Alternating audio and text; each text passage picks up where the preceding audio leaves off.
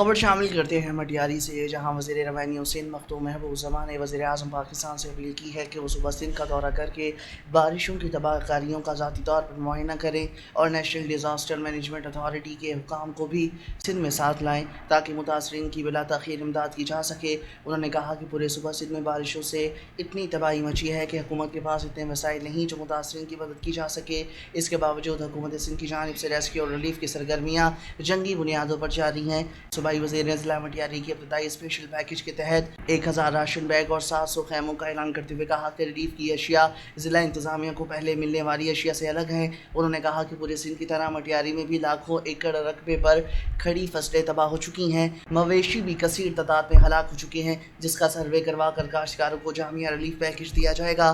25 kilometre جو ابھی assess کر سکیں کیونکہ پانی جمع ہے روڈوں پہ، تو یہ اسیس صحیح کر نہیں پا رہے، پر جن کو ان نے اسیس کیا تو اپروکسیمیٹلی 25 کلومیٹر کے overall road network جو تباہ ہوا ہے ہمارے ضلع کا،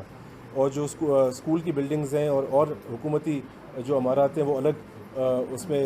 ڈیمیج ہوئی، جن کے نمبرز آپ کو ڈپٹی کمشنر صاحب کے آفس سے آپ ابھی لے سکتے ہیں، آپ کو دے دیں گے، پر یہ وہی عرض کریں گے کہ یہ تھوڑا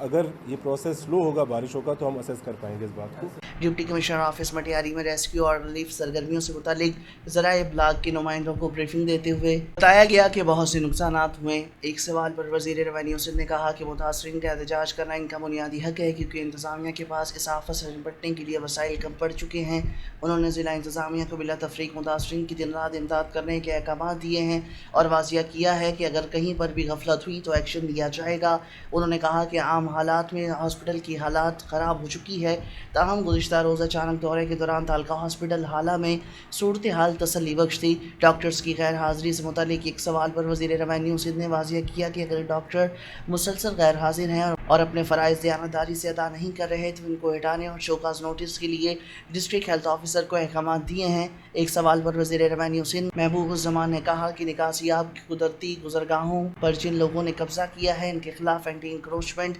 قوانین کے تحت ایکشن لے۔ ڈپٹی کمشنر فی الفور اس حوالے سے رپورٹ پیش کریں، جبکہ وزیر ریونیو سندھ نے کہا کہ گزشتہ رات مٹیاری، حالہ اور بھٹشاہ کا دورہ کر کے صورتحال کا جائزہ لیا۔ تباہ کن بارشوں کے سبب بھٹشاہ شدید متاثر ہے، سعید آباد کے علاقے بھی تباہ ہو چکے ہیں، جبکہ بعض مکین شدید مشکلات کا شکار ہیں اور سیلابی صورتحال ہے جس سے لوگوں کو بچانے کے لیے جامع پلان مرتب کیا جائے گا۔